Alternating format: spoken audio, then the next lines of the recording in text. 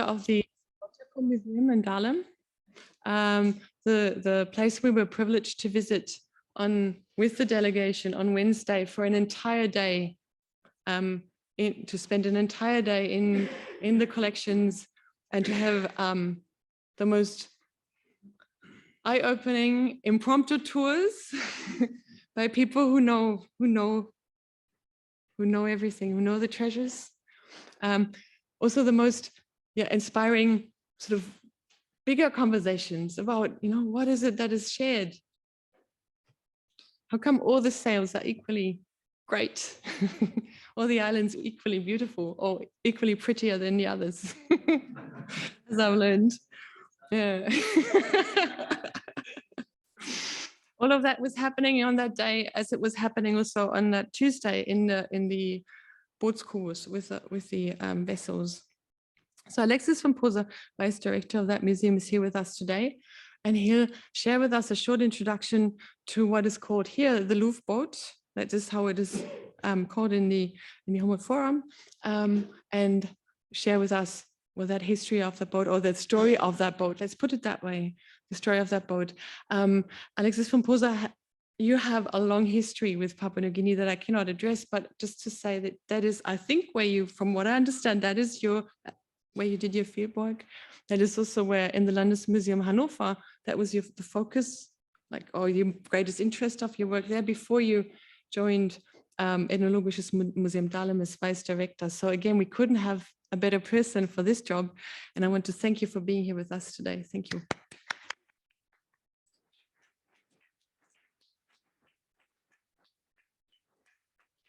Thank you very much for this very kind introduction.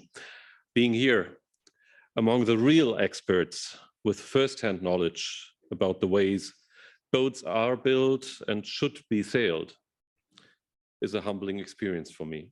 And I'm extremely glad and grateful that we can be part of this. I've heard that during the yesterday's tour in the boat cubes in the exhibition hall of the boats, I would say, and in the depot, very important hints have been given that some of the exhibited boats, for example, have been assembled the wrong way after they've arrived here in Berlin. Pieces of information like that are of utmost importance for us. And I'm very grateful for this advice from a distinguished group of specialists. And I hope next time you visit our premises, we have changed all these wrong parts, or at least have put them in the text. My part in this highly interesting conference is to give a short, and it will be very short, introduction to the large boat from Louvre Island, which can be seen in the A Sea of Islands presentation here in the Humboldt Forum. That was curated by Dorothea Deterts, the curator, and is cared for by Leonie Gärtner, who's here with us today. I hope that most of you had the chance to see the boats in the exhibition hall by now. Yesterday and earlier today, you have, for example, heard about the latest acquisition, the Drua from Viti, and about other boats in the hall. My task today is to give a little bit of background for the largest of the boats there. Since I'm not an expert in sailing or boat building or navigation, my main focus is on the history of the boat and on plans for the future that arise from that. The real stuff comes after me with the presentations of Sanna Kohli-John, Thor Jensen, and Gina Knapp.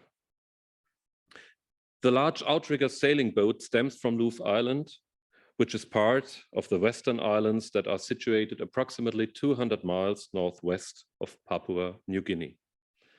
Boats like these were used for trade and war excursions and were able to carry larger numbers of people over long distances.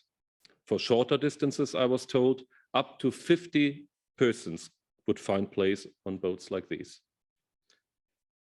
Let me say a few words about the context of the acquisition of this boat. Unfortunately, the contact history between Europeans and Louvre people was not peaceful. In the second half of the 19th century, European traders tried to set foot on Louvre, building trade posts and using the area for the extraction of resources such as copra, etc. Also, blackbirding was a problem at that time when people from Louvre were taken to plantations as far away as Samoa. The Louvre Islanders resisted the attempts to become trade stations, and from their perspective, they fought a war against the foreign intruders. From the perspective of the German traders, the Louvre Islanders were violent, hindering the expansion of a trade network in this area of the Pacific. These problems culminated in a German naval attack at the end of 1882, when 2 gunships cannonaded the island before troops went ashore and started a raid on the island. In a few days, they shot several people, burned houses and boats, and destroyed gardens. Objects were also taken during that occasion and brought to Berlin later. The large boat, however, does not come from that context. Shortly after the naval raid, the Western Islands became part of the newly established protectorate and later colony German New Guinea. In the early 1890s, members of a very decimated population started to build the large boat, which is actually called Don Chero in the local language, using an enormous tree trunk that was washed ashore. It was intended to become the coffin for the nobleman and leader Labenan, who had died sometime before. The main builders were Nemin, Chelau, and Sini. When the boat was ready, it was too heavy to be pulled to the sea by the remaining men, so it stayed on land in the boathouse for several years. In the year 1900, Georg Tilenius, the later director of the Hamburg Museum of Ethnography, saw it during a visit on the island. And a little later, the German naval officer Hans Gigas acquired the original prow and stern carvings, which were separated from the boat and taken by him to Germany. There is no documentation available of that act of acquisition. The 2 pieces were first given to the museum in Bremen before coming to Berlin, where they are still part of the collections. In 1903, Max Thiel, a manager of the trade company Hernsheim & Co., saw the boat and asked the people to complete it again by carving new decorations for the prow and the stern. He then had the boat transported to Matupi, from where it was brought to Berlin. Since 1904, it was part of the presentations of the museum, and it was shown in the old building in Königgrätzer Straße, in the newer buildings in Dahlem, and now it is shown in the Humboldt Forum. Recently, there was a large debate going on in Germany if this boat was acquired legally or if it was taken by force without the consent of the original owners. It clearly stems from the time of German colonial presence in the area, and, as I've said, the Germans considered the islanders dangerous and insubordinate. We unfortunately have no document about the act of acquisition, but we have a few hints that at least suggest a legal purchase. Firstly, the recarved decorations for stern and prow render a quick theft quite unlikely. Secondly, another German party reached the island only 3 years after the purchase or appropriation of the boat. Among the group was Augustin Kramer, physician and anthropologist, who carried with him several photographs of the boat with the intention to interview the builders about the details of carvings and patterns. He met with Nemin, one of the main builders, who freely gave him lots of detailed pieces of information, gave vernacular terms for the single parts of the boat, etc., etc. This again does not sound as if the boat was taken in a violent act of robbery. Why should Nemin sit down together with a German and talk about the details of the boat if it had been stolen?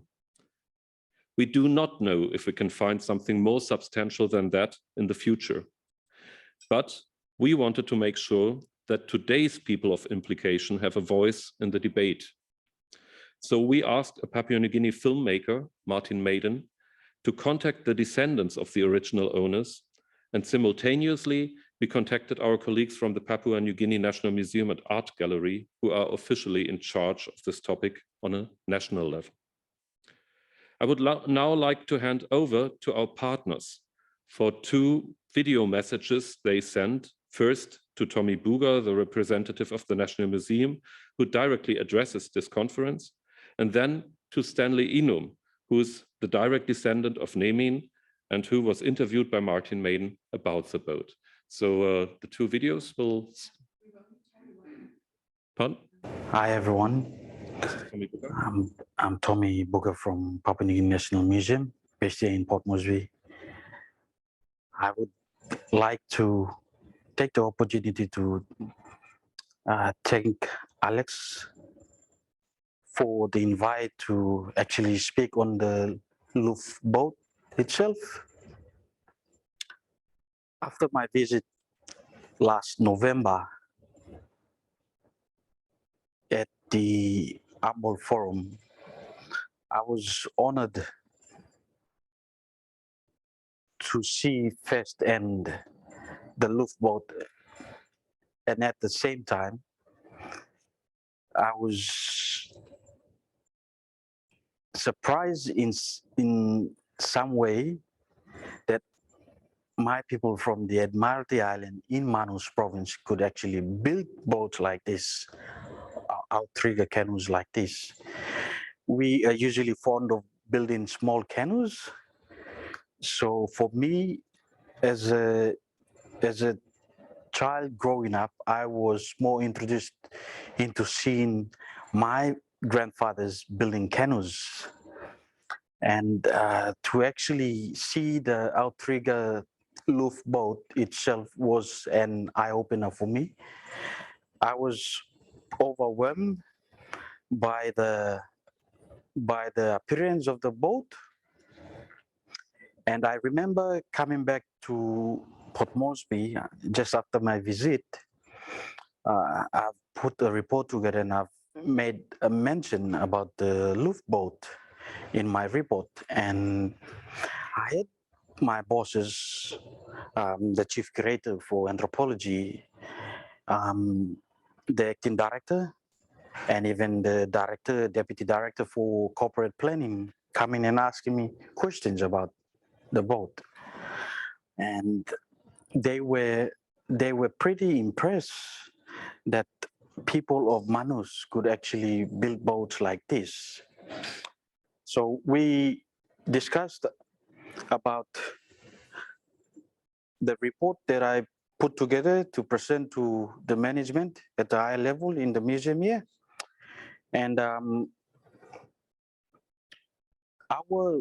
stand as the museum, the custodian of cultural property, cultural heritage, is that the museum is very grateful that the Humble Forum and the curators and the technical staff that are looking after the boat, and of course it is on display now in Humble Forum in Berlin, to showcase a piece of culture, or to showcase an object that is attached to the people of Papua New Guinea, and to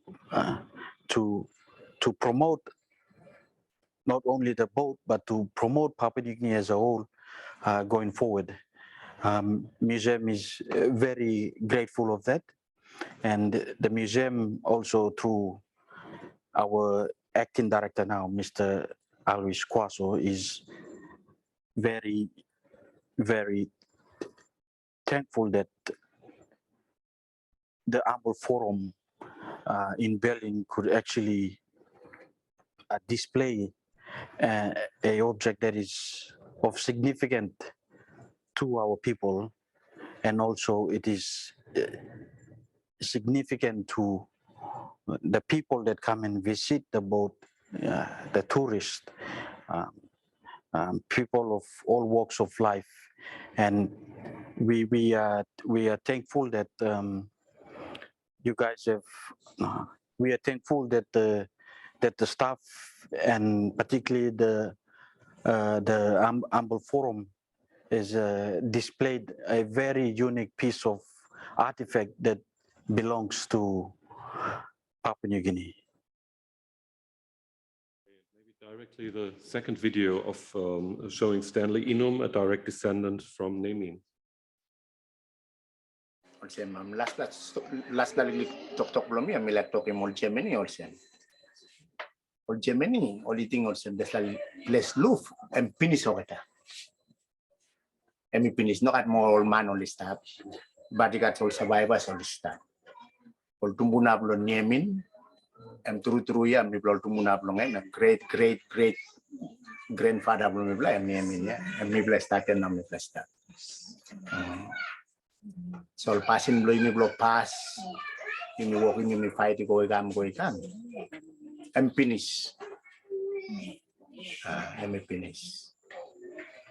Nah, a good story where Volcano blow play like a sinfon and making money long and now we start it. They still remain. Now we play like him also. We play like bringing back this last sabe blow making Slacano. He must come back. He must come back long. So was only enough to help him play.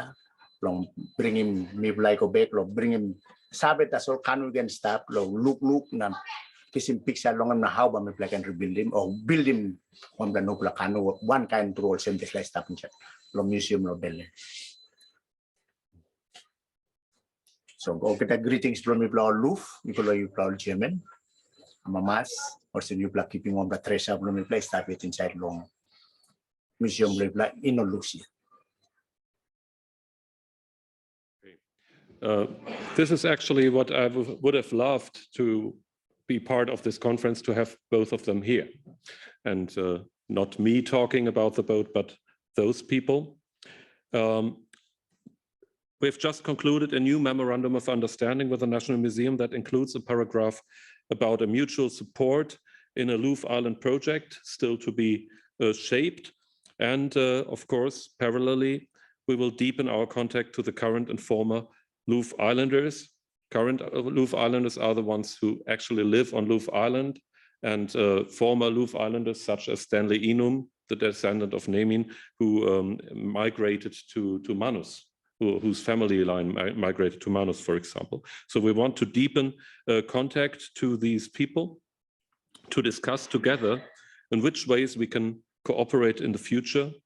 The invitation to Berlin has been extended, and once the pandemic restrictions allow them to travel again, we will bring a delegation from Loof here and see what will come out of this.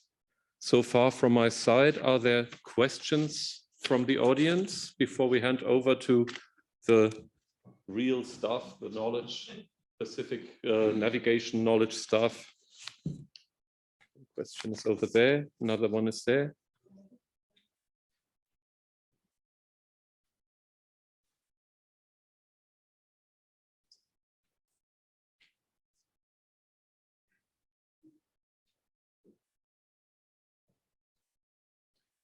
Thank you very much for that presentation. It's really amazing to hear those voices, and we are very curious what will come out of the cooperation with the Loof Islanders. But my question is, if restitution is not really an issue at the moment, why can't there more bravery in trying to get beyond that rhetoric of specific contexts of injustice for specific acquisition processes, which is the logic of the German Museum Association for determining what's just and what's unjust, and acknowledge also in the museum presentation that what we're looking at is not a context, but a system of injustice. If you bring 2 cannon boats to a small island, if you send in troops burning the fields and burning the houses and chopping up every single canoe in the islands, and 8 years later, you have 50 survivors of a population that we don't have the exact numbers, was 500 or 600 8 years earlier. Can there be any transaction between the colonizers and the colonized that is just? I mean, don't we have to change the definitions of justice in this context just in order to be true to what has actually happened?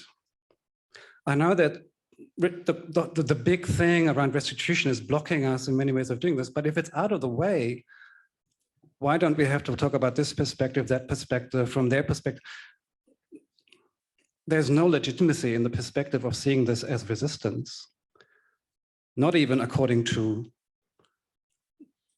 Western law. Mhm. Yeah, thank you very much for that comment and the questions contained in this comment. I think in several places we are far beyond the question of a context of injustice or on who did what at that time, when we look at objects of high cultural relevance that are considered to be objects that can return, even if we find in the files that they have been bought or they have been acquired on a so-called legal, in a legal way. So we also have these talks going on a lot. For me, it's very important to not impose our view on the people and say, you should take that all back, or you should do this or do that, but ask them, what do they want? What do they want us to do? Do they want the old boat back, or do they want to come here and do measurements, have us look after the boat and make a new boat that can sail? Or do they want something completely different? Do they want support in what else? That is what we can do. I mean, we are museum people. We can't do many things we would like to do, but what we can do is offer cooperation, offer to be transparent with the collections, to be transparent with the histories of the collections. Currently, we are digitizing the objects. We are putting them online. Over 100,000 objects are online. We are currently digitizing all the old acquisition files from the 1830s to 1947 to make them available publicly. We want to transcribe them so that it's not the old German handwriting that everyone has to read to access the information, but to be able to machine translate them, for example. And so that is what we can do. And I think we have moved quite far already when looking at what the situation was 10 years ago, 20 years ago, maybe. And I really hope that together with the partners, we can find ways to adjust our way of making museum to their needs. When we opened the last exhibition spaces of the Humboldt Forum last year in September, over 80 international partners who did the exhibitions with us were here, and they came up with a paper which is available online on the webpage of the Humboldt Forum,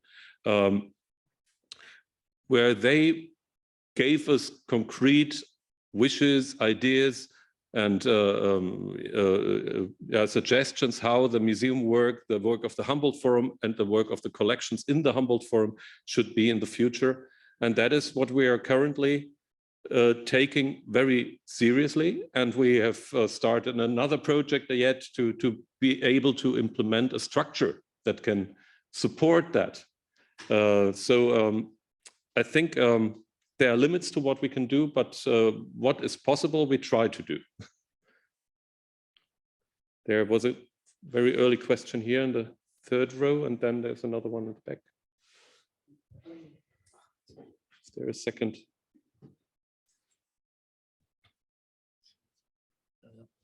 2 days ago, we have been in the depot, and there are many small models and also one model of the Louvre boat. And I don't remember who it was, but somebody from museum staff said, the people built first the model and asked the German, do you want to have this in original size? Yes. But that seems to be the wrong story. No, it's not wrong. No. Ah. There was this model. Actually, we have several models from the Louvre boat, and according to the files, one is made directly by Louvre people. But you said they built the first thing and it was too heavy. The boat that you can see here, I was talking about the real boat that is here in the exhibition hall, and that was too heavy to be pulled into the sea.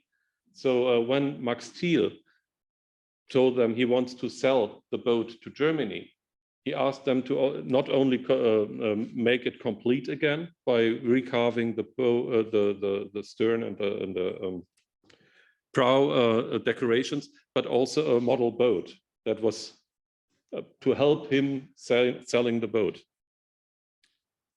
There's a new question. Hello. Hi. First of all, thank you so much for holding a talk that specifically addresses these kinds of contested issues. It's really great that there seems to be, this is a discourse as opposed to, a statement. So I appreciate that. I'm just wondering though, obviously, the language that we use to talk about these issues often gets framed as something like a debate, like this is two equal parties who are discussing together, which would be great if that were the case. But I mean, obviously there are some ongoing power dynamics and imbalances which are inherent to these discussions that we're having. And I'm just sort of curious about what are the kinds of ways that we as museum professionals can mitigate these kinds of power imbalances? Like, for example, have you considered, and this is just me as a layperson asking, but the idea of having, a mediator, someone who is a museum professional, such as in the Museum of Papua New Guinea, to actually be leading these discussions with the community, as opposed to us, as outsiders to these discussions. Is that what are some of the strategies that have been employed for this? Well, what you just mentioned is actually one, to get the National Museum local partners in the boat to talk instead of us do the talking. But we have to be honest that in several parts of the world, museums are not considered equal institutions. They are considered post-colonial institutions or remnants from colonial times. So not many, but in many instances, this can be the first step.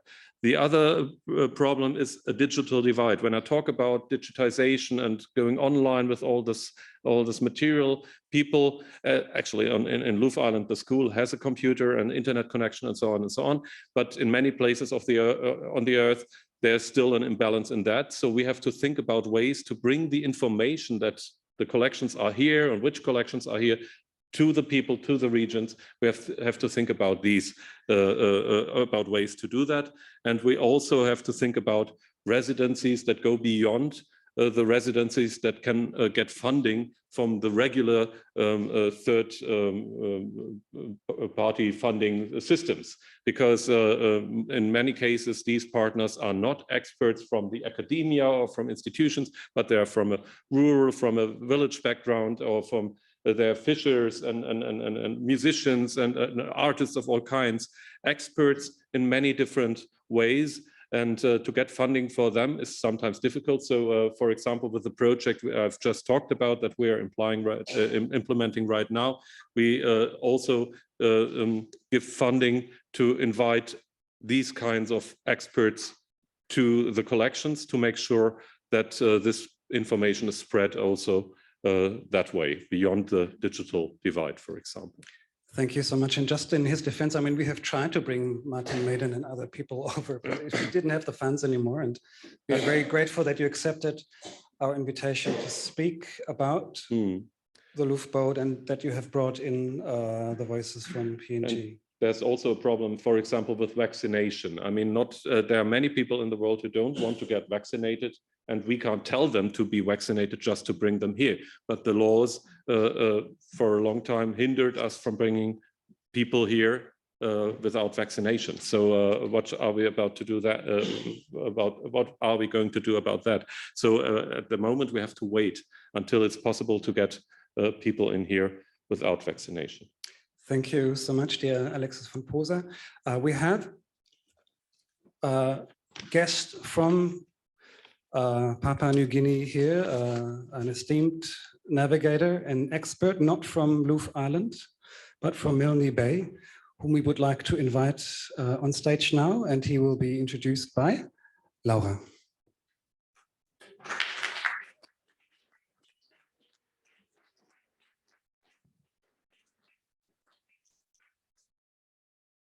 So this next part, this next presentation is going to be a bit of a shift in topic. It's going to be the presentation on the film Silo that both you, Sanakoli, that you star in, Sanakoli, and that you made, Thor. So we give a short introduction to Thor first, because Sanakoli is going to speak to us later on, and I will do a proper introduction, then a longer one. So Thor F. Jensen describes himself as a Danish adventurer, speaker, filmmaker, and illustrator. He has produced 2 award-winning documentaries and written articles about traveling, sea kayaking, and filmmaking. In 2017, he, together with Sana Cooley and Justin John, completed the first ever recorded circumnavigation of the island of New Guinea in a silo. So I'm really excited to learn more about that, that circumnavigation, and I want to welcome you on stage.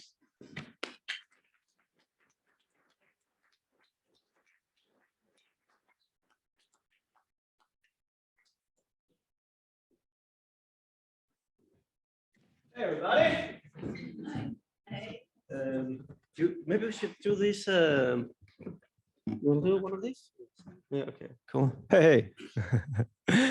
Okay, so yeah, thank you for having us here. It's been a huge job getting all these amazing sailors gathered here in Berlin. I helped a little bit of it, and I know how time-consuming it's been. So thank you so much for that to the Potsdam University and Mimi George as well, who helped organize all this. Yeah, my name is Thor F. Jensen. I'm from Denmark. Also a very beautiful place in summer. Do you want to say a little introduction? Or? Yes, I'm Sanakoli John. I'm from Basilaki Island, Milne Bay Province, Papua New Guinea. Yeah, so, oh, sorry. I'm a navigator and traditional canoe builder. Thank you. Yeah, okay. So we're thinking of doing it like this. We'll show you the trailer for the film, which is about the world's first circumnavigation of the island of New Guinea in a traditional sailing canoe. And then we'll show you some film clips, and we'll kind of discuss a bit about these film clips.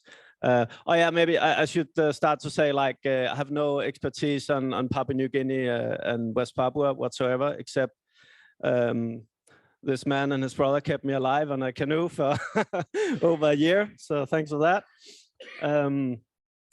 Yeah, but oh yeah, and the intention of this film was to kind of create a positive story of New Guinea instead of this often quite negative narrative of cannibalism and tribal warfare and piracy and whatnot. So yeah, let's try the next slide. Oh yeah, there was that changing the narrative. So, what did you think, Sanakoli, when I came and said, hey, do you want to make a film about this journey around the island? Yeah, when you tell me that, I was happy because I do voyages around my province, but I am not out in the world. Even my silo too is not known in the world. So that's why I'm happy to do that and navigate around the second largest island in the world. Yeah, so I think, yeah, we're both super hopeful, but didn't really know what to expect. We thought we could do it in half a year, but it ended up taking 1 year, 1 month, and 21 days. Let's have a look. Let's have a look at the trailer.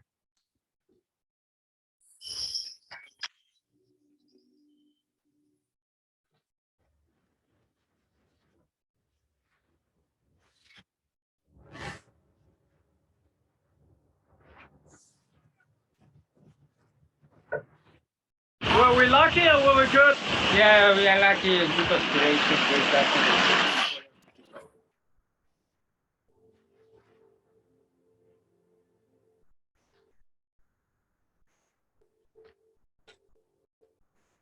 some people think we're still in the dark ages. We're still cannibals. I mean, seriously.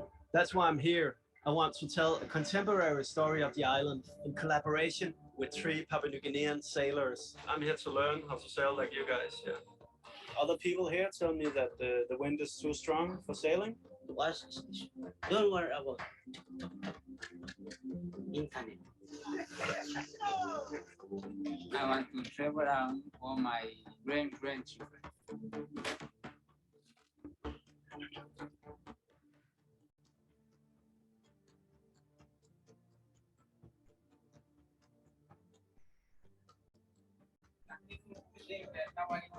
Asia. Runway. We want to uplift our province and our country.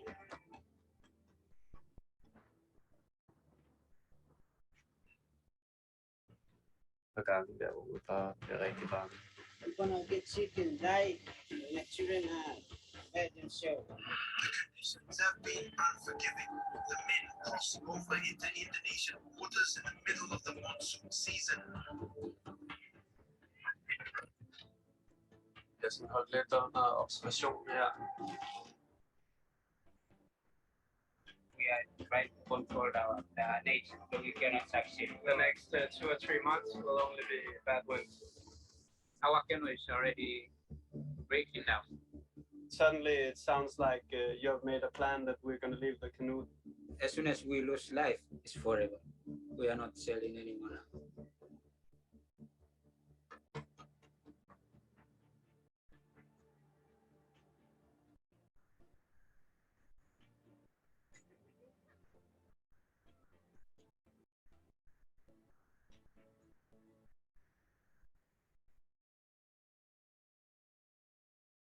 Okay, it's not machine, so you can force and go what control it. This is nature. It's sailing canoe. Yeah. So what do you think? Was it all right? Okay, good.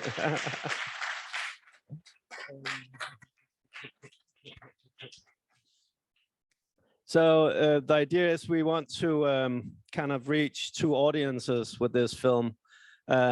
It's not made that much for people like you who are super excited about sailing canoes and the Pacific area.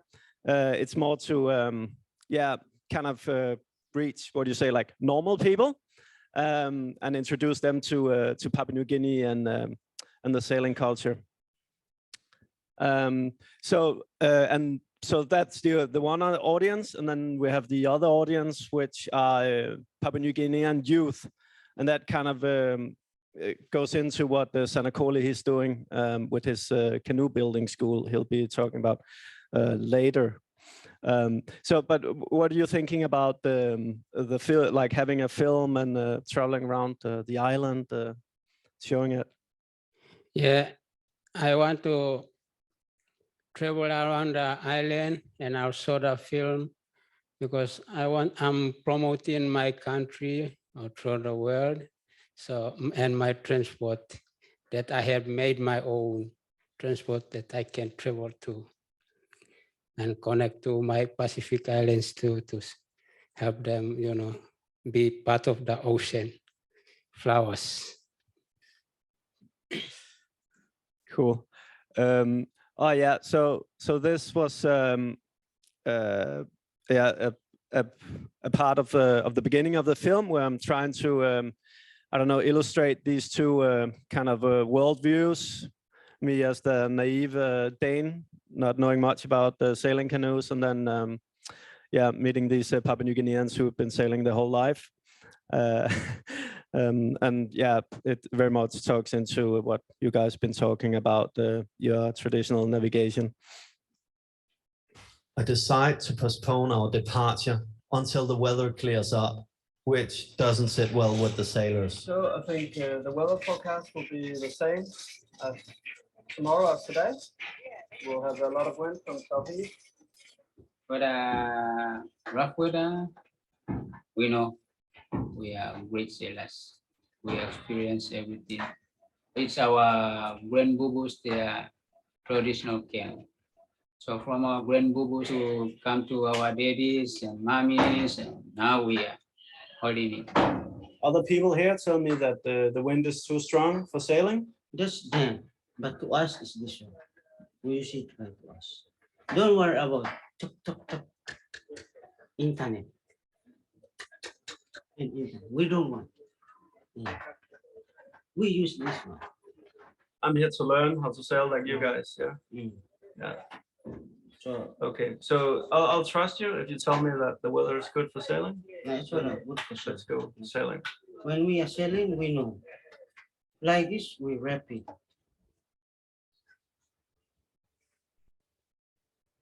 We'd like to wish Thor a safe journey. Something I would never do. My motto is, if it hasn't got a motor, I don't get in it. So I think it's going to be interesting, and he's going to have a lot of fun. But definitely, he's got rocks in his head. Yeah, he was proven wrong, luckily. Yeah,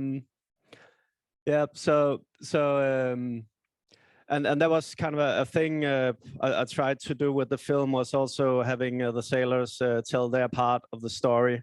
And a part of that was also when you guys got smartphones. We were traveling through West Papua, and like it's can't really pull out a camera there everywhere, but the smartphones, everyone have that. And there's also a way where you guys could tell you a part of the story. How was that to get the phones and start recording and sharing?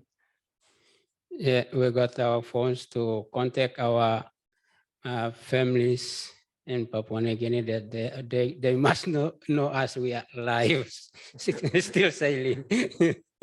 So that's why we told him to teach us to operate phones, because we are village people.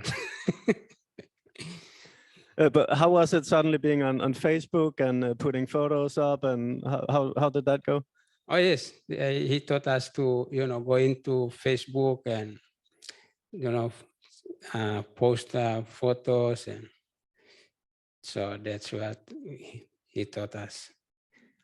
Yeah, and you could also share the videos when we came to villages. You could share videos of the travel and show what we had experienced in other villages and the rough seas and so forth. So that was a great tool.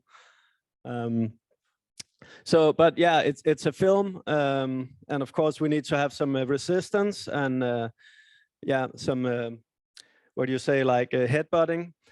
So this is an example. Like this is quite late in the film, where like we developed a great friendship. Everything is awesome. Been through some high seas, but then here we're like on the way to the border, which is pretty rough sailing.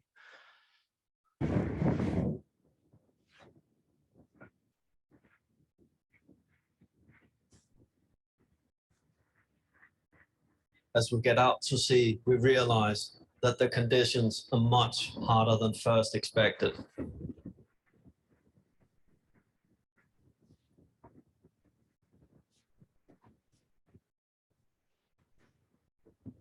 Suddenly, we hear a big crack from the top of the mast. We're forced to head ashore.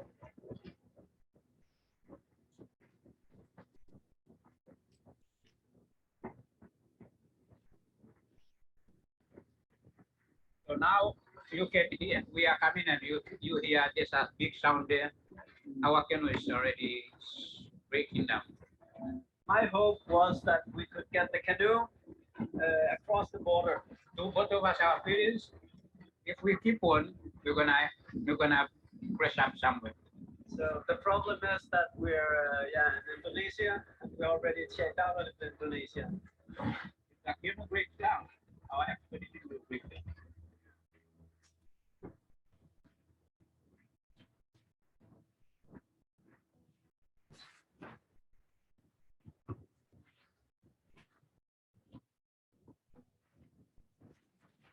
But ramai sana. Boli me kawalo kona dim ni sama lulu na kalama bati are sana. supaya follow ba kalau kena borderline kalau ni kima mara 120 kilometer mona yamu na kamba ka boli ko kau simai na besine yare ba kas par kalama kai ba dim kawaro wa tem no na kato wagani kakare kawa tagi sana wa bate country ni kalona. Sorry, dim means white people.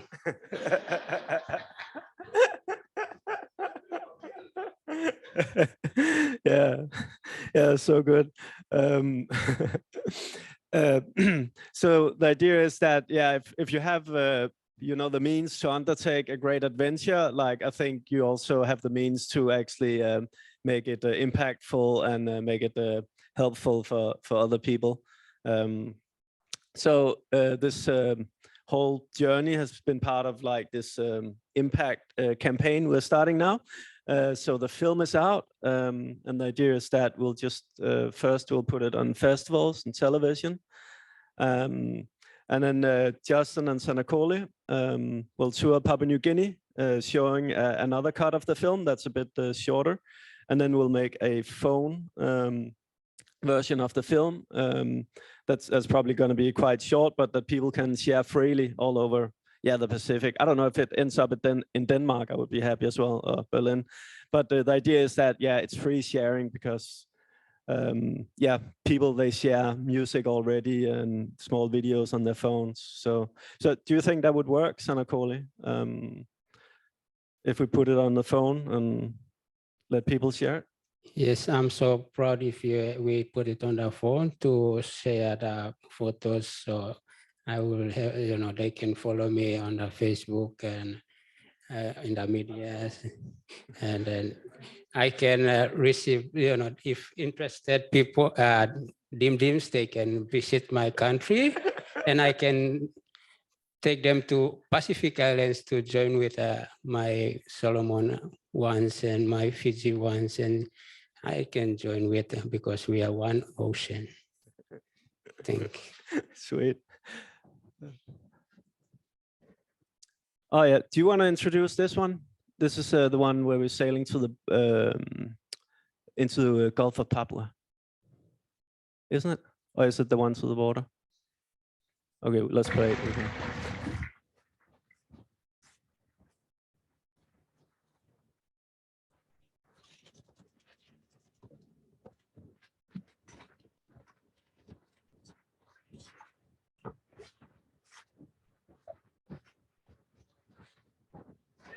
Tak, så dækket sejlet lige. Så ikke så stort et hul. Lige på kanten af revet her, hvor man kan se alle bølgerne. Det brækker. Ret syge forhold det her. Det er ikke meningen, man skal ud og sejle der.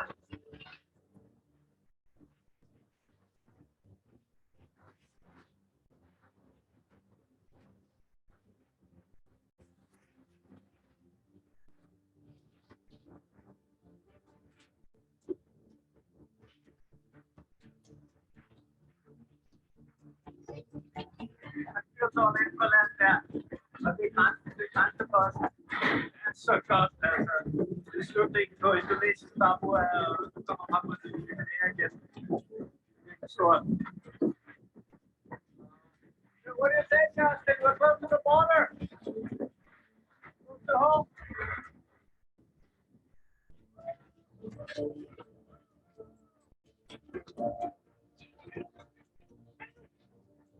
That morning, after 6 months in West Papua, we passed the Papua New Guinean border patrol. We're back in Papua New Guinean waters. Woo! We are Papua New Guinea. Well done, guys. You deserve a gold medal, but no gold medal. So give you some painkillers and some chocolate. We got beer in the village. I'll buy us a. We should get back that medal. To be out on the.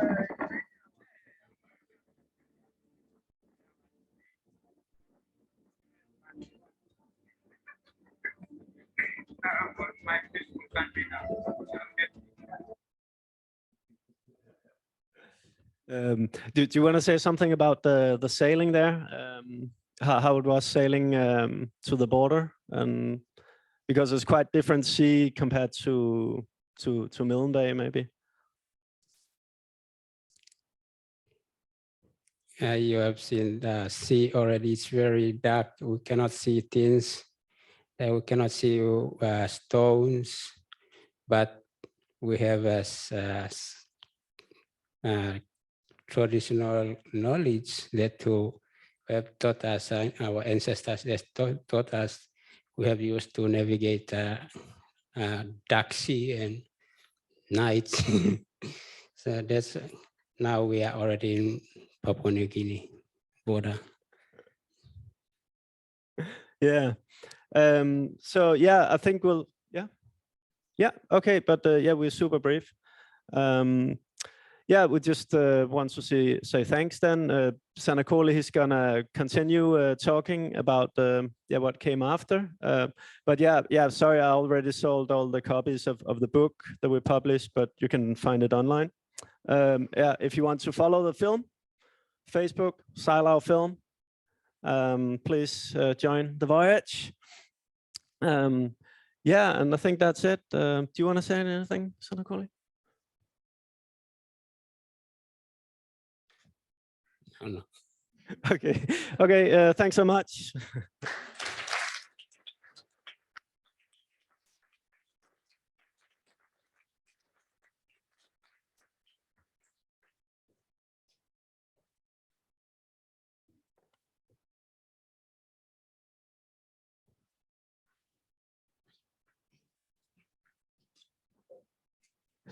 Thank you for sharing those moments with us. And I thought it was quite beautiful what you said, Sanakuli, about sharing your voyage with us. And I saw on Facebook yesterday, actually, that we are part of that voyage now. You shared some images of our trip to the museum, so that was really beautiful to see. It's also for us, I guess, a way to look back, almost like a little travel log for ourselves as well. So Sanakuli John was born into the Dove clan of Basilaki Island in Milne Bay, Papua New Guinea. Like most children on Basilaki, he would travel with his family in traditional sailing canoes, known locally as Silau, and important for the traditional kula trade, as soon as he could walk. Today, Sanakuli is one of the most well-known sailors in the region. In 2015, he won the National Canoe and Kundu Canoe Race. In 2017, like we learned today, he completed the first ever recorded circumnavigation of the island of New Guinea in a traditional sailing canoe. In 2019, Sanakuli co-founded Pasana Group, the first traditional canoe building school that teaches traditional canoe building skills and sustainable livelihood practices to the youth of Milne Bay, and holds the position of co-leader ever since then. By collaborating with other Pacific voyaging groups, Sanakuli hopes that sailing canoes can reconnect the people of the Pacific so that they can sail the ancient routes, teach young people and advise others interested in learning how to live sustainably and conserve the ocean, animals, plants, and the weather. So please join me in welcome Sanakuli John.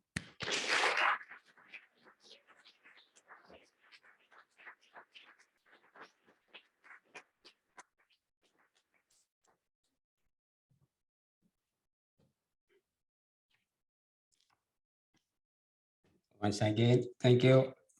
I would say, Yawero Tinani Banina means thank you so much. I would say thank you to Columbia University for bringing me all the way to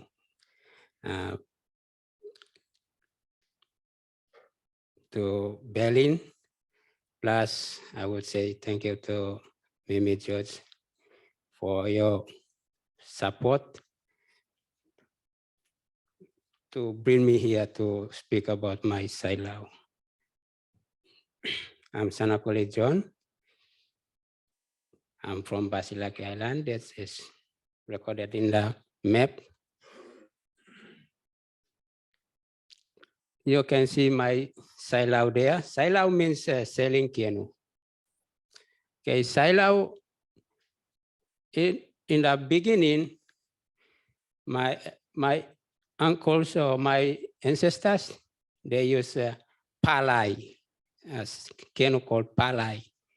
The building of the canoe is same, is traditionally, but when new technical comes, whites come, we changed, my father changed the sail. The traditional sail was changed to canvas. So now you can see I'm using canvas. So that's why I call it the silau.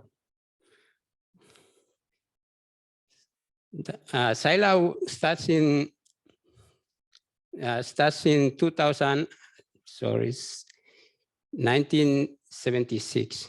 That the first silau built by my father, John Molili, in Lumo village, Basilaki Island. On this, between 1976 to 80s, silau was popular in my region. So I do transporting for church activities. I do, my uncles and my father, they do transporting on those things, food, exchanging, cooler trade that used by silau. Because we are islanders, we need silau to travel to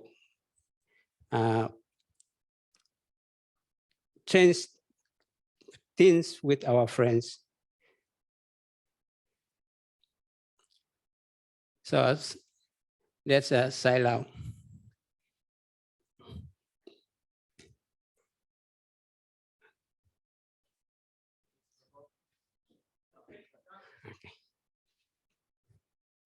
So this is a,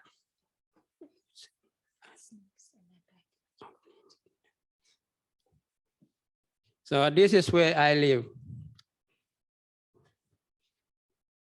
This is Basilaki Island. That's my original island. At this moment, I'm living in Wakata because of silau transferring to island. And that's our culture. Silau operated in 1976 to 85, and then it begins to get less. Why? Because of engine system. 1985 to 2005, it's more or less. All our young boys, they don't want to, build sailing canoes because we are using hard manpower.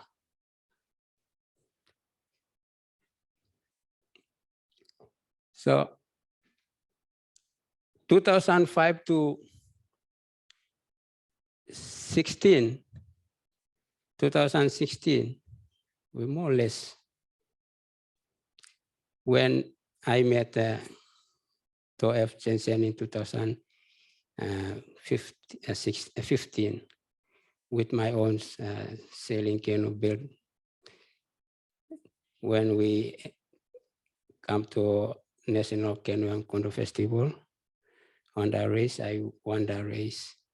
That's where I met him, and he planned to navigate the second largest island in the world that you have watched today.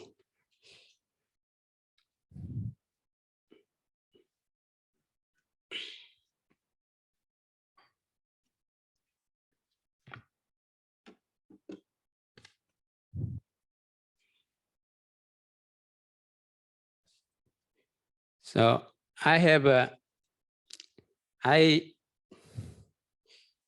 after I did all this, all my people, all my culture groups, leaders, chiefs, they church leaders, they decided to join me to get back to our culture, canoes, building our silo again.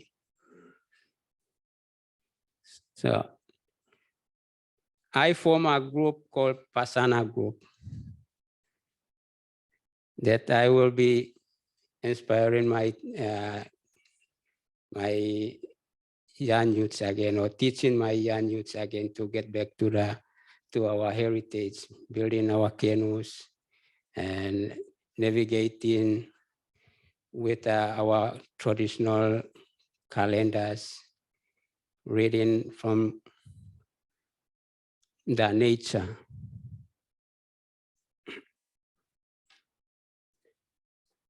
Using this silo, I travel to exchange cooler trade with island to island. That I'll speak on behalf of that with.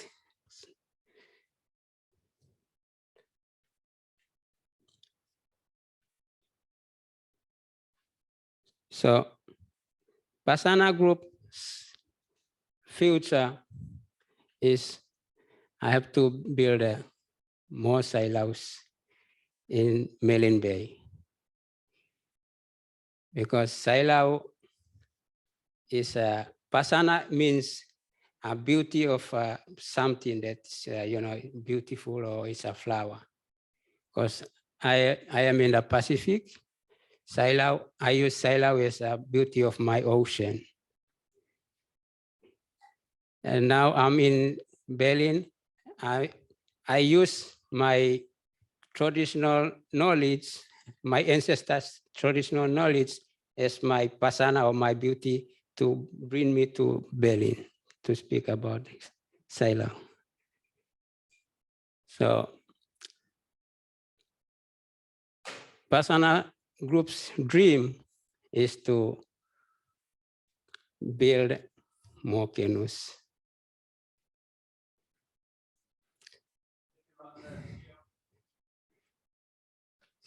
So this is what I'm doing in my voyage.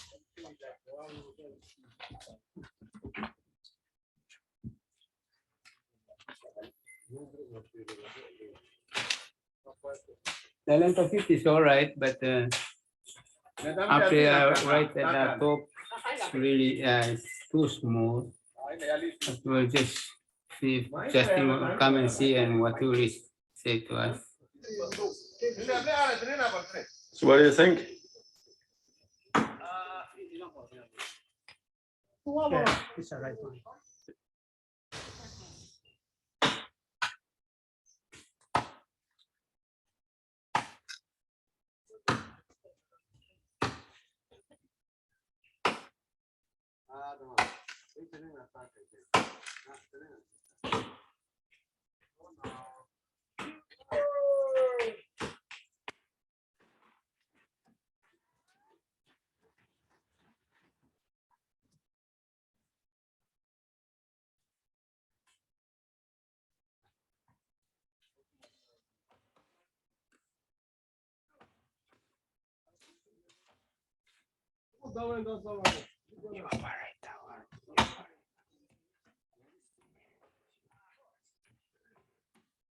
We're gonna take the outside one out, the hard one, and we'll be getting only the inside one, the soft and light.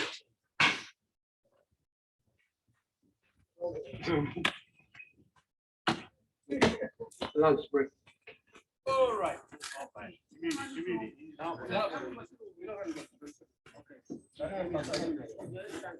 Ma, tiga aja pasang. Oke, go. Apa ini go?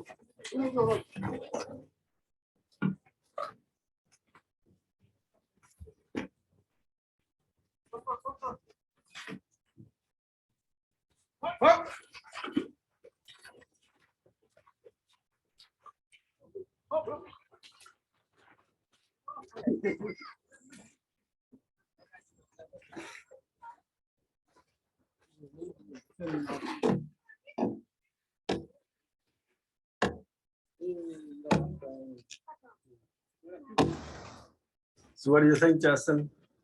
Is it finished now or? Yeah, finish now.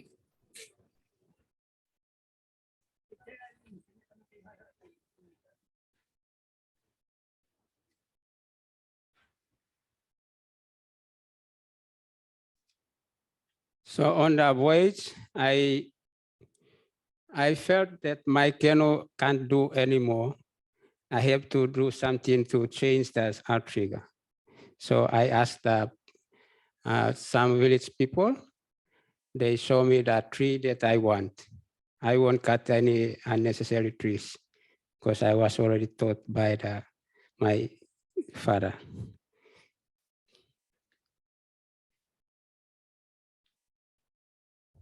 We want to uplift our province and our country.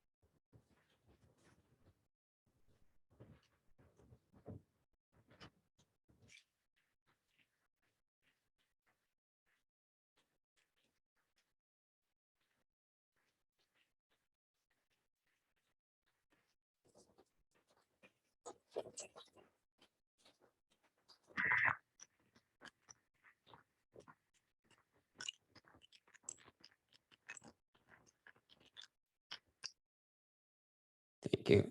That's how we survive to get our water because we have no house. Our silo has no house. So when we reach the headquarters of Papua New Guinea, Port Moresby, all the medias share our story, and we show the Tawali Pasana to the children.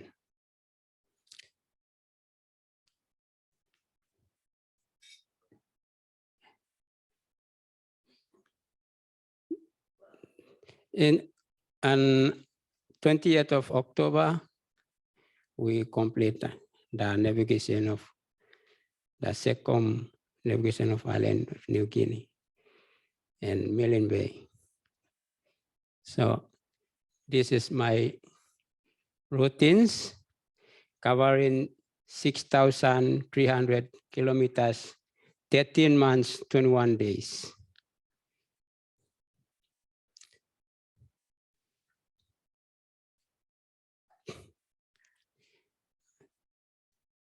So now what I'm doing is I'm teaching Pasana group, teaching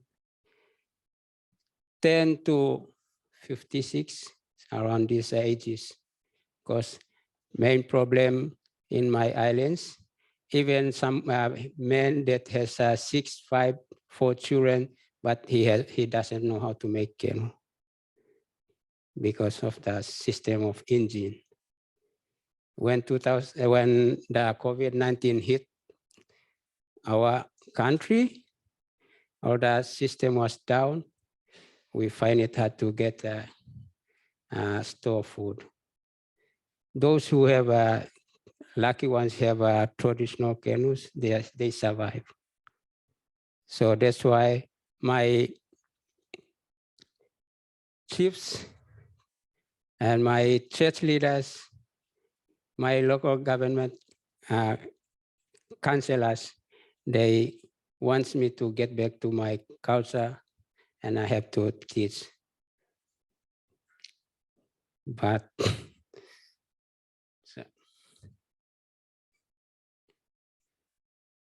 so those are the trees that I will be cutting using for canoes that they can last for years and they can germinate easily.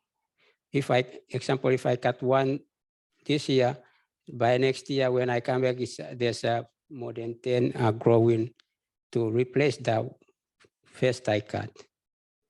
And that first I cut, it will save me for how many years?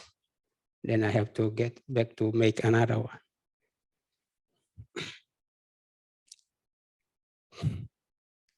So this is what I'm doing with the young boys. You can see there's somebody with no hair. There's more than is older than myself, but I do teach him to make canoe. I sharp canoes. There's two types. This is called kebwai. It's a paddling canoe. That's a canoe for paddling. Okay, sailau is a sailing canoe that I use for sails to sail. So our Pasana group has presenting KY to church leaders.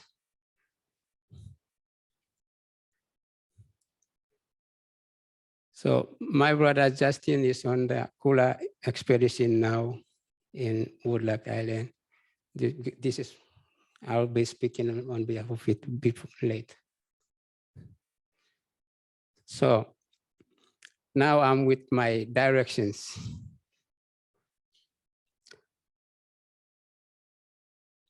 I am in the direction of winds.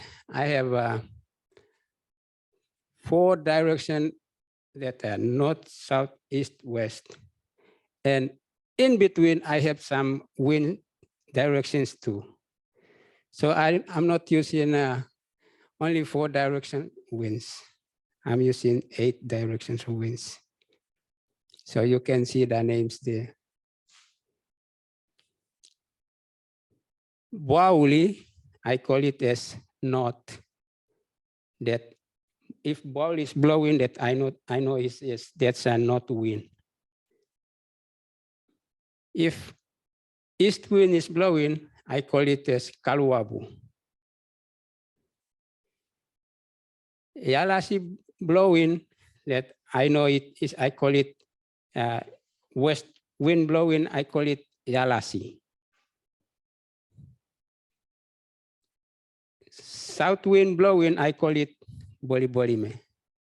So this is the sub winds are this kaluabu bolime.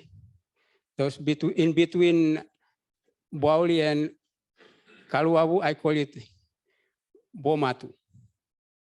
Those are that was taught by my father. Yalasi and Bauli between, I call it Yalugumin. Yawana and Yalugumin, I call it Yalasi. Yes. In sun, on sun, I have three times. Not like dims we use 24 hours. In my culture, I got only 3 time clock.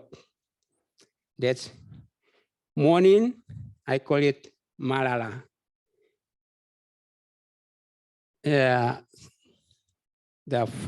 12 o'clock midday, I call it pasinasina. Afternoon, I call it lolau. I got only 3 times. But they are not showing here. I won't show it. So this is that direction of the wind that I used to travel with. And I was taught by my daddy and uncles. And I'm willing to transfer this knowledge to my young youths in Papua New Guinea. Thank you.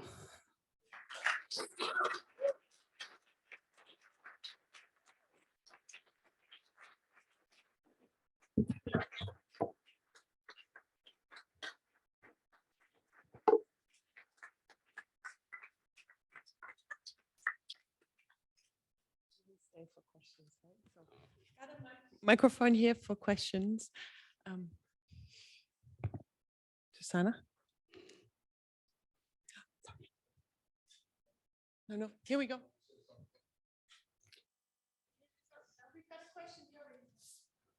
Hello.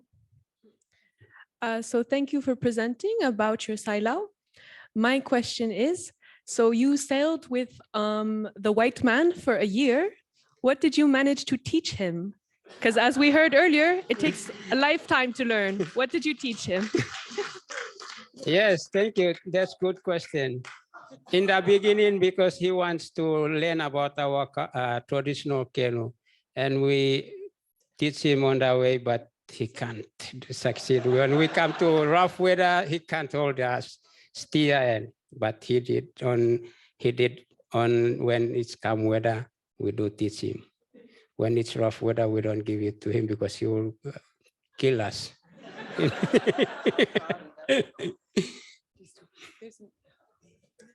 Yes, thank you very much for this, for your story and for sharing. I have also two questions, I think, that are related to that. One question for me is, why the island of New Guinea? I mean, I find it really interesting. I stand with West Papua, and why the island of New Guinea? From Milne Bay, you could have also said, we're going towards the Solomons. I mean, we're going Bougainville, we're going to the Solomons, you know, we're going to our one talks over there. So why?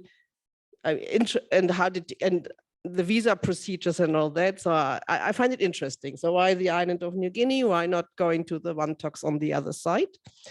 And the second question is, are you worried too much about this white fellow on the boat? Because I mean, you know, that's a lot of responsibility taking a white fellow around for 1 year. So thank you very much for taking that on. Thank you. That's a good question. Why I'm not sailing to Solomon, because I share the ocean with Solomon, but because we are the country, the border is blocking us, but we are most welcome to sail across. We many a times some of our canoes make mistake and they come to Solomon, and Solomon government has to send them back again. Second question, thank you. Yes, we are worried about the white man because we are scared of our government law. If we kill somebody, we'll be stranded in a jail for life here. Could you just tell about, you had a meeting with the Tourism Promotion Authority before you started the journey, and they said something about you had to look after me or something. What was that? Yes, we have a meeting with the Tourism Promotion at Milne Bay. So they really support us to promote our country and inspire our young youths in the future to bring more tourists, because at this moment we are receiving only the Australian tourists, and we are not receiving the Western tourists. This is too, it's real. So,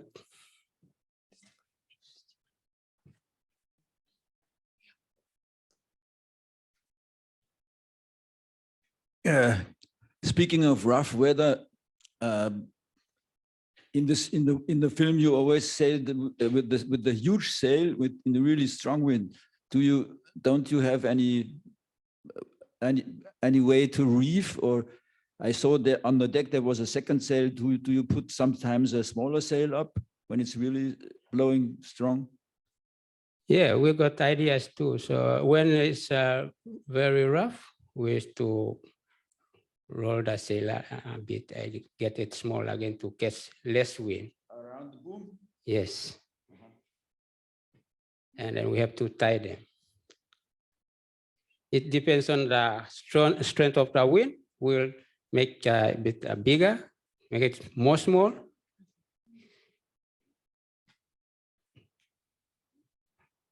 Sana kagutokusina buana. Very nice for your presentation. I'm getting very homesick when I see this.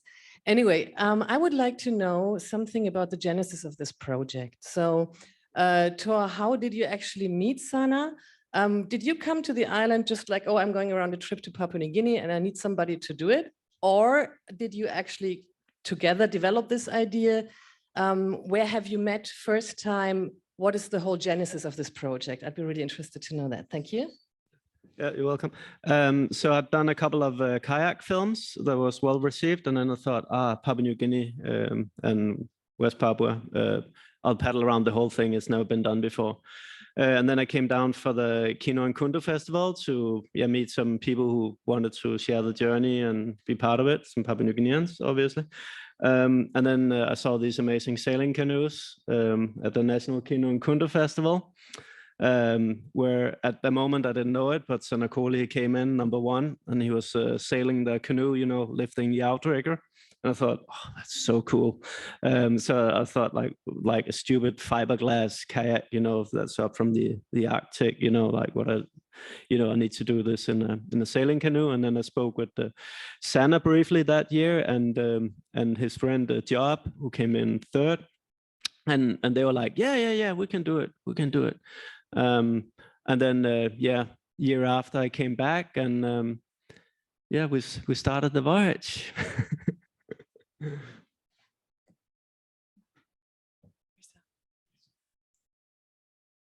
Hi, I have two very quick questions. The first question is, what is the difference between the version of the film that is going to go around Papua New Guinea and the one that is for distribution elsewhere?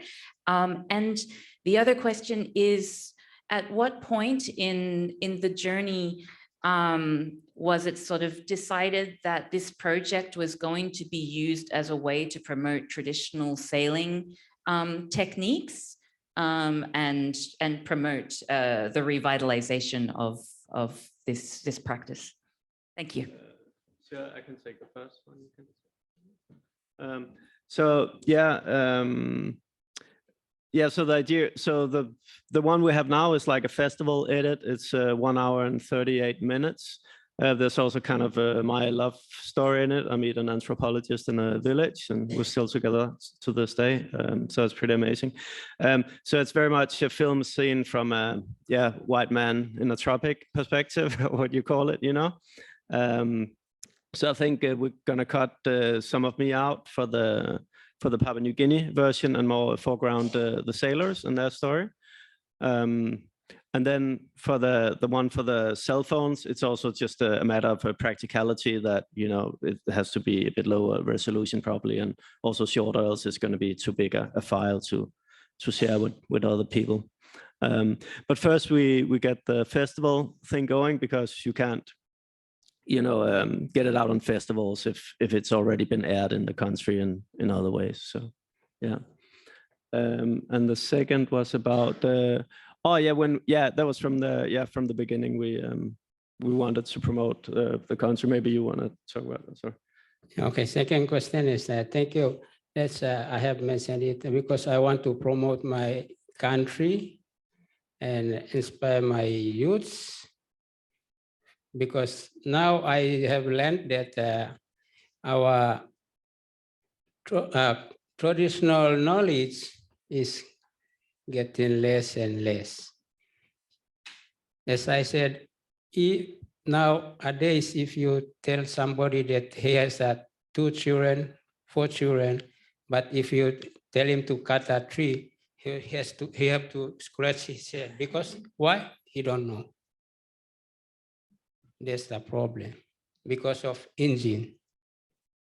So that's why I want to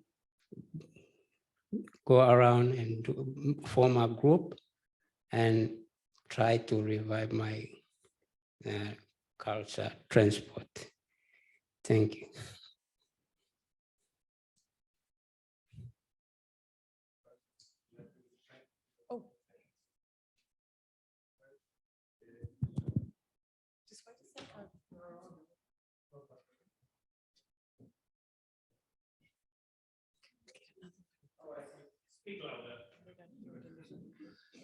Sanakoli, thank you for two things, especially for being present on social media.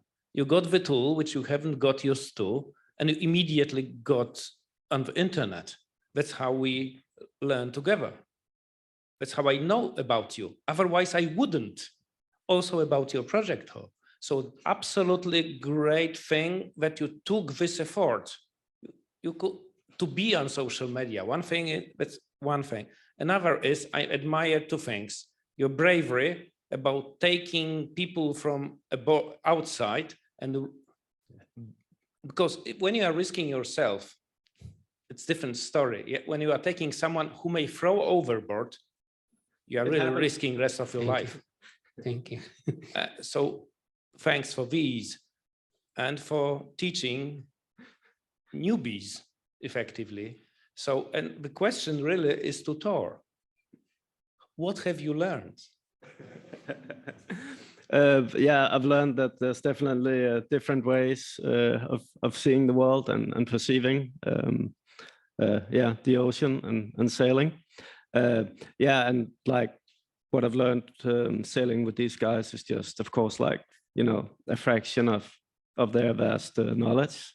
And I also learned about like that culture of reciprocity in Papua New Guinea.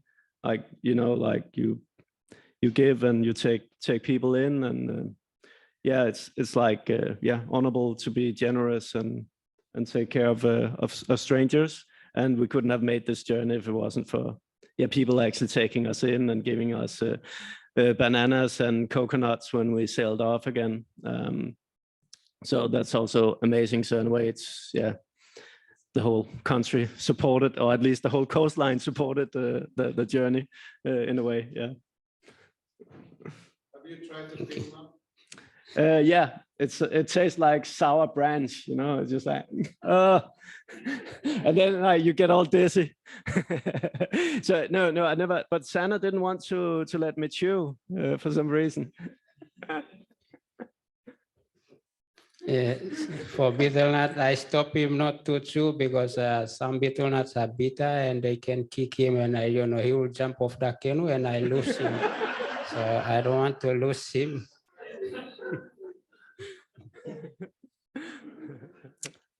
Sanakoli, please.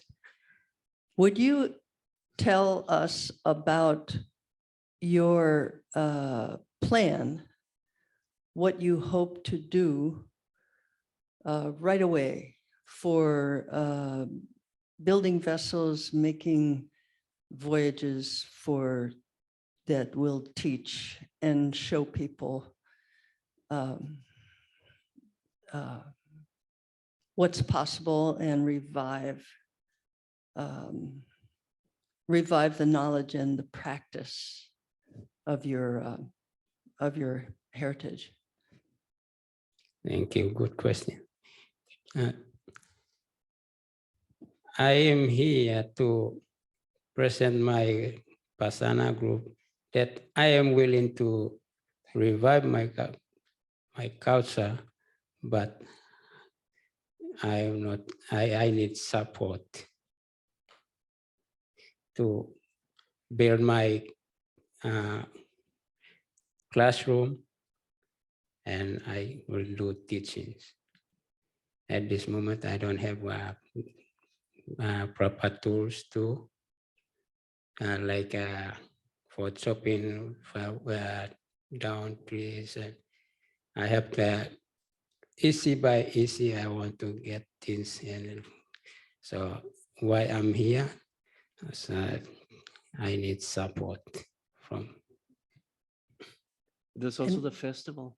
The festival you're gonna do? Yeah, what about the idea that you and Modokula, who was with us in Vancouver, we're talking about for building 5 of these and 8 of repairing those and making kula one season, something like that. Yeah, so I have plan to build canoes, 5 canoes that's in Trobriand Island to get back to their culture again. In my island, I am doing the building, but I have no proper, things. And then with Modakula, now we have to join to help Kirwina Island that they have lost already for how many years now. So we have to get back to this island and support them and, to revive their canoes. I will give a hand with them too. Sana, I got one very important question for you. That question is, if you ever go sailing, are you ever planning on rescuing our Fijian brother Seta? And if so, can I also be part of your crew when you're gonna do that? Thank you, good question. Yes, I want to build more canoes, so I will sail to Solomon and sail to Fiji as a beauty of my Pacific Ocean. And will you take Lolo as crew? I can sail to Lolo to rescue him too, but because we are family, the ocean family. And if you need support.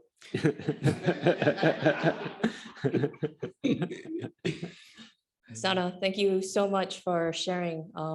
I have 2 questions actually.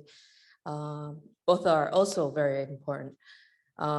First one, foremost, from our culture, the most important people when on a voyage is actually the people we leave behind. It's our support system.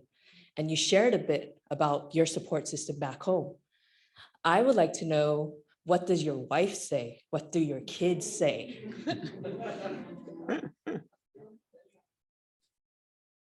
Come again? I can't hear you. Where do you leave your wife, man? No. How does your wife accept this? Does she accept it? Oh, thank you. Yeah. Yes, they accepted me to go. And my parents, my mother, because I lost my father already, my mother,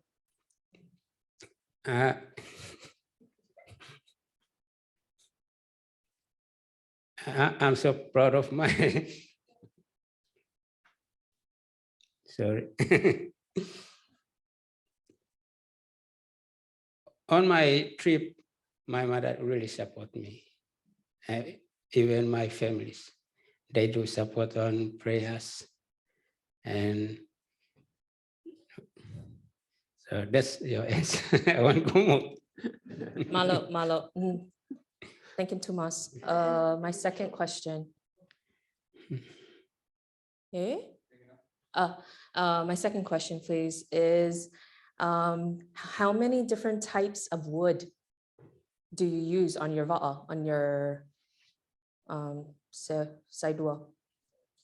Saulau, sorry. I see you use the tamalingi. We call it tamalingi back home. It's a light wood for the outrigger. But how many other different types of wood do you use for the superstructure? Thank you. For my canoes, the canoe itself, it has a special tree to cut, because the main thing we want is it must last for long time. So we know the tree that is already used before. And for the outrigger, we need that light tree that can, float. It cannot sink. So we know those, we are already taught by our ancestors or our father and mother. And those small sticks were cut across, put across and tied. We know that trees, they are not, we are not using one type of tree to build a silo. There's so many different types of trees that combines to build up silo, and so many different sizes to build a silo. Because some trees, they cannot live for 1 month or 2 months in the sea. We need a tree that can stay in the sea for a year. So that's what we already taught. We only go for those special trees to cut. We won't go over to cut that we are taught was there, but we get our own. That we will be facing problem on our voyage. Thank you. There's Thank one you, more Sana. from Seta, I think, and then Just, I think. Yeah, I have a lot of questions, but to ask Sana, but it's more of like a support in what we're hoping to get out of after, to get out after this conference. So, and when we're in Vancouver, we were drinking beers. As a sailors, we of course we love our beers.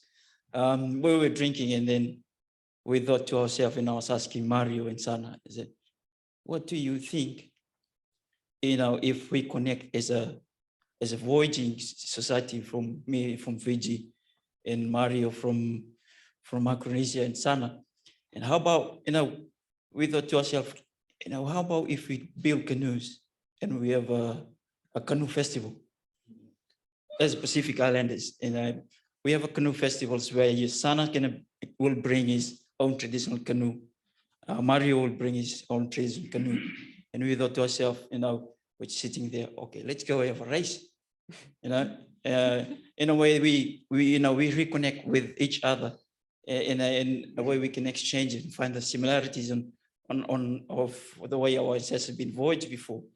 But I take my hats off to Sana. I know how it feels to take, to be responsible for, for someone, not for someone, but for everyone on board, as a captain, especially sailing in rough weather.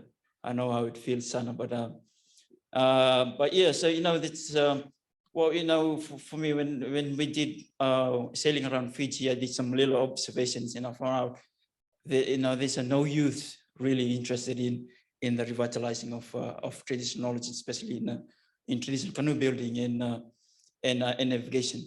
So, I always challenge the youth, what foundation that you're going to set out today will determine the future of the next generation in terms of traditional sailing, revitalizing traditional sailing and navigation.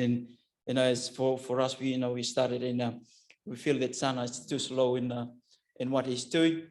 But of course, we need support, and we're hoping, that in 3 to 5 years' time, we decide to sail to either sail to Micronesia or either sail to PNG or either come to Fiji and have a traditional a canoe race, and that's what we're hoping to do in the future. And just my question to Sana is, before you're gonna sail to Fiji to save me, your island is now sinking, as it's a matter of like who's gonna save who first. But my question is, are there any lot of interest from the youths and young kids in your projects that are willing and keen to learn what you're doing and what you're teaching in your island? Thank you. Good question. Yes, to my island, my young boys now, they are already get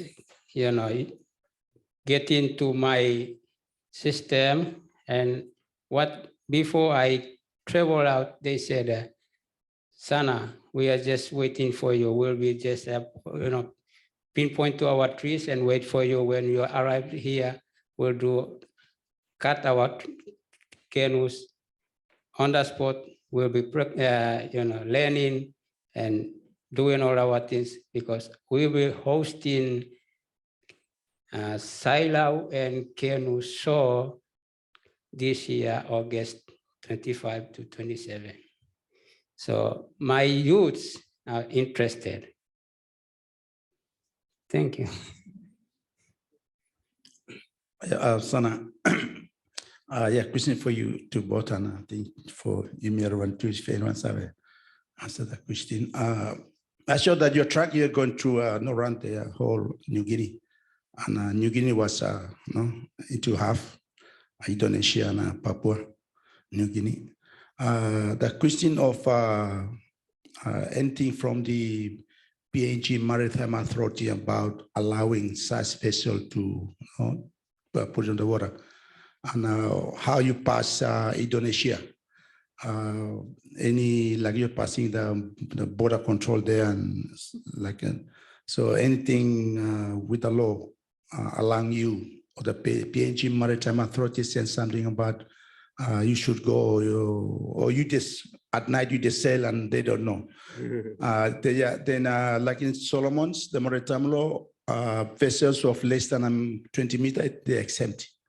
They're exempt for the law, but the safety and safety of the vessel is still with the owner of that such a craft.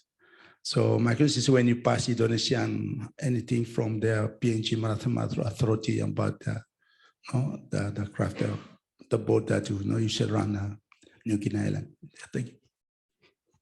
Thank you. Thank you. Our insight, and then yes, there's a maritime law there, but yes, we are kicked out in Indonesia once because we got the visa but no stamp. So we entered to Jayapura, and Jayapura, Indonesia government has to kick us out again to Papua New Guinea.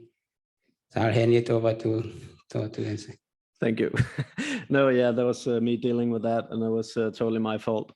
No, yeah, Papua New Guinea, there aren't many regulations for, there's no real regulations for canoes.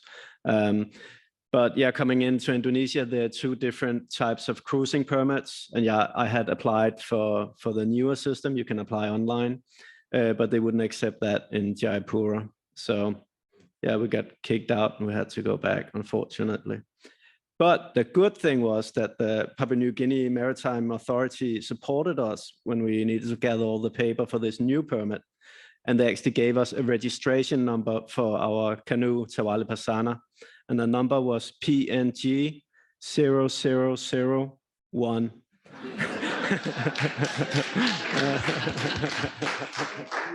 First time. Maybe we'll end it on that note, right? Thank you, Sana. Thank you, Thor, for sharing the story with us and the many stories that are just sort of coming out as we keep on talking. And we'll have more to hear from Sana after the dinner break.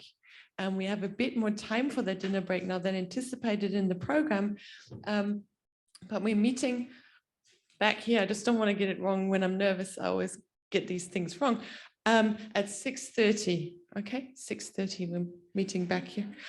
We're going into the break now, but Sie können Sie gleich fragen. Yeah? And I'm sure both of them will be available for conversations. Just briefly again, as a reminder, we cannot feed everyone in the room. We feed the delegation. The food will be here. Please don't everyone help themselves, because it's not going to be enough for everyone. It's the hospitality for the people we have brought over. Everyone else needs to roam and find their own food, I'm afraid. Thank you.